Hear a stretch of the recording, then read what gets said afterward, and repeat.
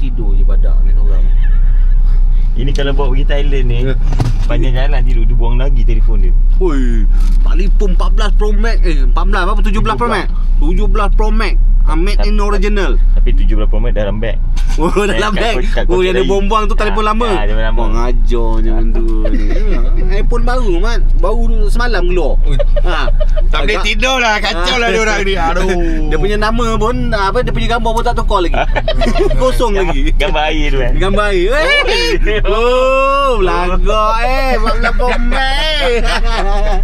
Semalam member aku baru beli iPhone 17 Pro Max. Hari ni terus ajak masuk pergi Singapura. Jom kita jalan kat Singapura ini. Ini namanya terowong atas laut.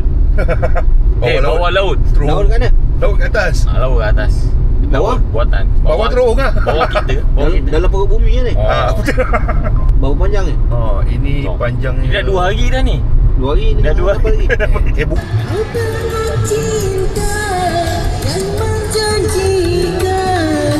Madu, ni carnival apa ni sebenarnya ni?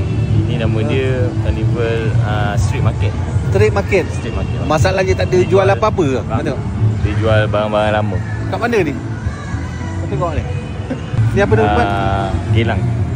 Ni Gelang. Gelang. Oh, Gelang macam ni apa dia? Dia Ada konsert apa ni bang? Ada cap-cap minggu. Tiap-tiap minggu ada? Cap minggu ada. Tapi masalah tak ada jual-jual ni? Kalau dengan orang pun boleh. Boleh? Boleh tolong ajar kan? Boleh. Tu tadi Abang Marwin.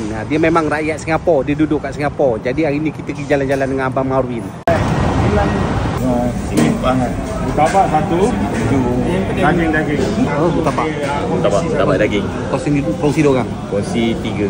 3 orang. 4 orang. So, Syah, memang tergantung lah kita punya ubi tu Syah. Aku dah cakap kan tadi, kau buat macam Singapura ni tak ada makanan je. Kau tengok sekali datang, sup kambing, mi goreng, apa lah makan. Bismillah. Ada satu saya nak beritahu. iPhone 17 Pro Max bang. Syah baru beli. Tahu. Saya dah tahu dah. Tadi tengok live tu. Oh, dah tahu kantor lah.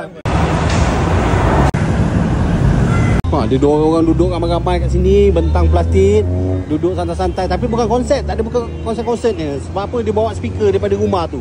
Bila ramai-ramai buka dah macam konsert dah kat sini. Lepas ni aku nak bawa kau pot makan yang baik punya. Ni paling baik punya pot makan. Dekat Singapura tu. Dekat Singapura ni. Lepas tu tempat makan ni tak semua orang boleh masuk. Serius lah? Serius bang. Barang makan semua padu-padu tapi kita je tak semua orang boleh masuk bang. Ya bang. Ini siapa? Abang Marvin yang recommend? Tak. Ini kita sama-sama dapat. Kau tunggu je kejap lagi aku bawa kau. Baik, Kau tunggu, jom. jom. Kita pergi layan Syah. Pot Jom. makan ni. Bukan semua orang boleh masuk tau.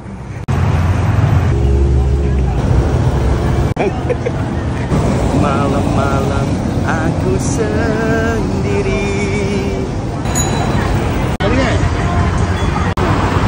Makan memang limited, tak ada orang lain yang boleh pergi. Orang-orang tu je boleh pergi.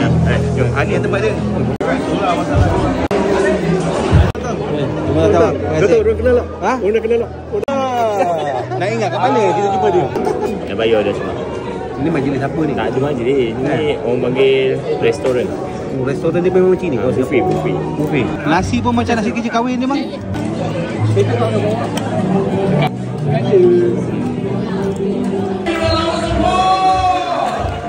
Orang ayam-ayamkan aku je Ni bukan sebarang orang boleh masuk. Memanglah kenduri kahwin.